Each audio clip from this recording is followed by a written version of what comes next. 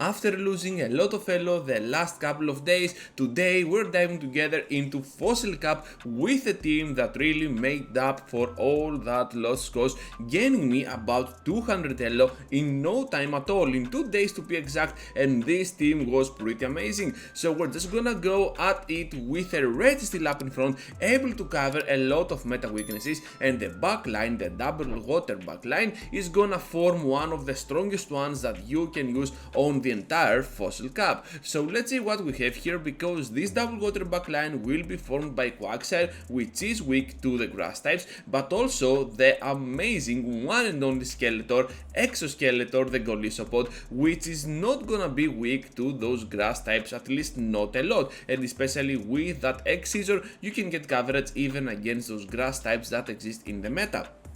So with that said here, we're just gonna go in with our Golisopod against the Stunfisk, which is a weird pick right now for the Fossil Cup. Not a lot of trainers are using it, but still you can see that Liquidation can add up to an amazing damaging move. They are gonna block now my X-Scissor, and we might have the chance, if we can catch correctly, the Rock Slide on Registeel. As it seems, we can do exactly that, and right after, if we can block here the Earthquake, we might be on a very good spot to completely farm down with those low cons. And with that in mind, I'm pretty sure that we can land a Zap Can with this, so they're just gonna land their top left button into play, and of course this is gonna be absolutely amazing to start off this video with a big win. Into the next one, and we're facing a Lantern up on the lead, so this is obviously a very good battle for us, but not that very good that I have just said, just good, okay?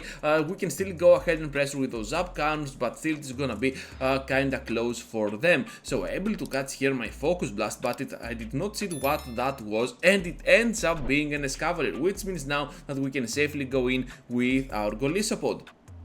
Seeing this Cavalier going in super easy makes me think that whatever there is at the back has to be something like a Lucario or another steel type Pokemon, so I'm just gonna go now with the X-Scissor, trying to finish off in no time with the second one, the Lantern, before they reach to their energy. So as it seems they're getting super low here, and if they have a Lucario, I might be in a very good spot overall with my Golisopod, but they end up having a Pokemon like Pelipper, which is kinda problematic, and all I can do at this point is to try to debuff it. We cannot do that, but still we can apply some pressure on the shields. So here comes the first Weather Bolt, and I'm pretty sure that we can take one more as well. So the second Weather Ball we put us super low, but still the Stone Edge is coming up. They are not gonna respect it, and down they go. So here comes a big W once again for our team. Quagsire up on the lead, horrible and nightmare lead scenario. We have to get out of there, and if you're asking me what a core breaker might be for this team, I'd say a Quagsire up on the lead, definitely this Pokemon, because it has Stone Edge for our bug type / water type Pokemon, the Golisopod, and also has a very good battle against my Registeel with those Mud Bombs now dealing more damage than ever. And of course against my Quagsire, well, this is gonna be just a mirror match, so you can see as to how this Pokemon can also be kind of a savior for our team and a core breaker as well at the same time.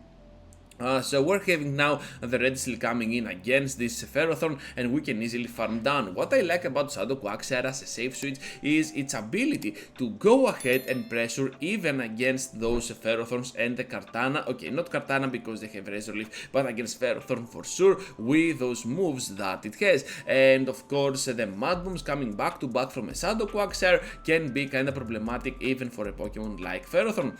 So here comes now the Focus Blast from my side, and they end up catching it on the Jellicent. So pretty cool catch for my opponent here, and now we're just gonna keep going with that Liquidation. So it all ends up to if they can land that big Shadow Ball on my side, and as it seems they can. I was about to call the bait, but that did not work at all. All I have to do here is to reach the double move and then try to finish them off to snipe them down. So here comes the final X-Scissor.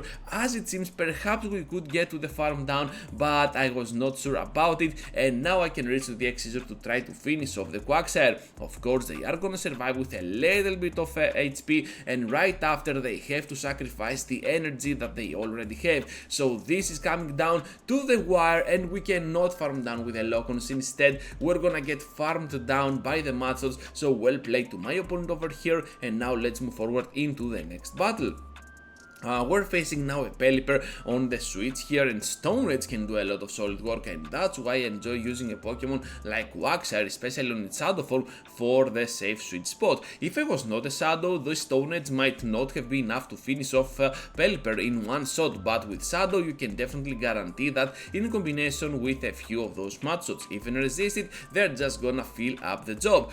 So right here we're just gonna return to the battle with Registeel, and we might have the upper hand because at the back we still have Golisopod, they have no shields, we have two, and Registeel here is just gonna be an amazing option for us.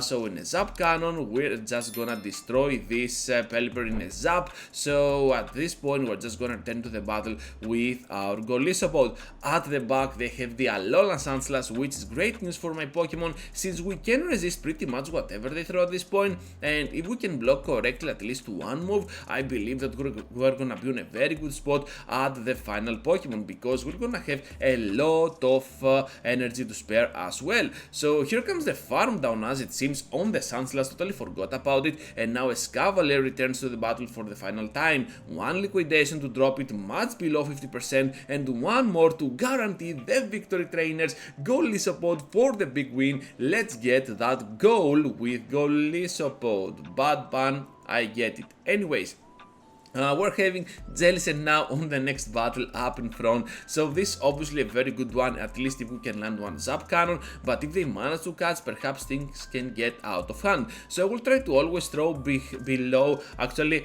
in between those hexes with their animation, because I just want to have the upper hand, and of course I can guarantee that they are not gonna switch out, but as it seems here they want to go ahead and get farmed down. You know what, this is absolutely awesome for me. Even if a Pokemon like this Escavalier or Lucario comes in, they have to sacrifice at least a shield, and as it seems here they are getting to a Mega Horn. That was their 8th or 9th counter, I believe, so I had to block no matter what, and at this point we're having liquidation for big damage on their Pokemon. At the back they have the Pelipper. Are they gonna respect the damage from the Stone Edge trainers? Let's see together, because they're getting super close to a Hurricane. We're gonna predict the correct move, and right after we're gonna answer back at them with that super effective Stone Edge. Of course we can farm down before they do anything weird, and that is gonna wrap things up for this battle.